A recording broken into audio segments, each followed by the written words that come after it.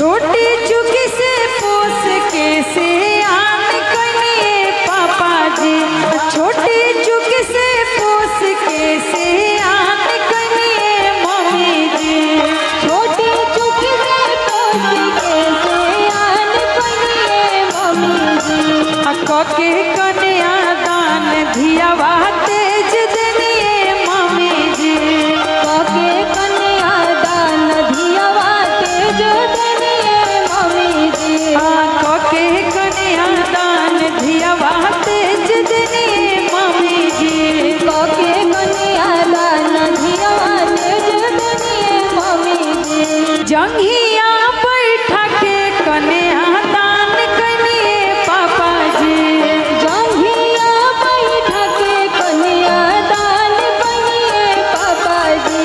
आय अपने आंगनवा से दूर कनिए पापा जी, कि दुआरा पापा हाला करेले सुन मोरी नाउन,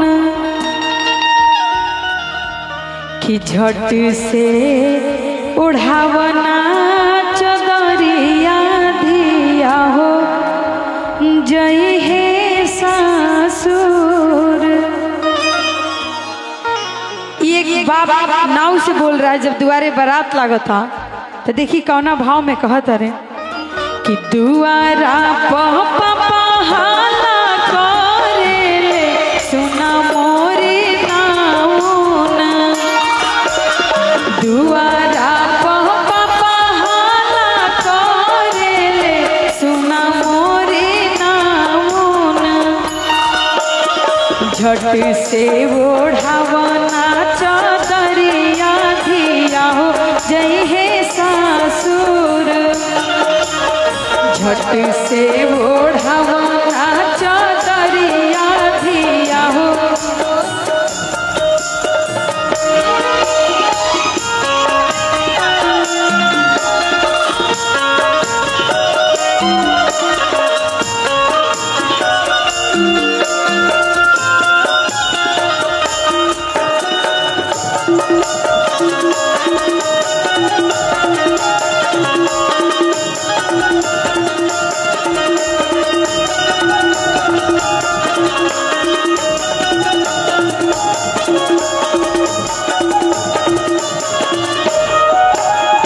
जब ये बात एक लड़की सुनती है, देखिए लड़की के रिप्लाई रहता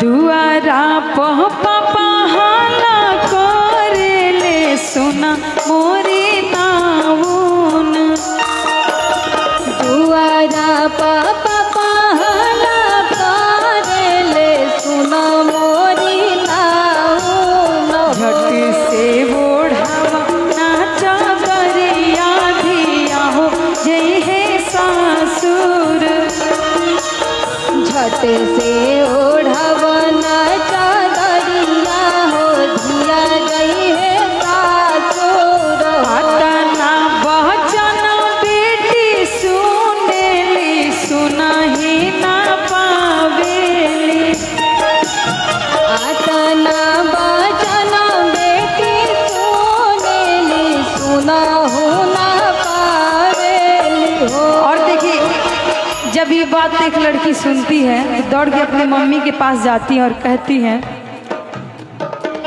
दातना बचन बेटी सुनेली सुनही ना पावेली, लपकी धर लिया अपन मम्मी मम्मी के कहवा पाइब, लपकी धर लिया अपन मम्मी मम्मी के कहवा पाइब,